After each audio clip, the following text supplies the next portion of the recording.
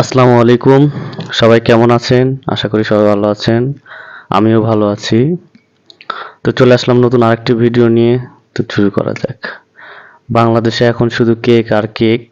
YouTube খুললে cake, ফেসবুকে cake, সব জায়গায় শুধু কেক।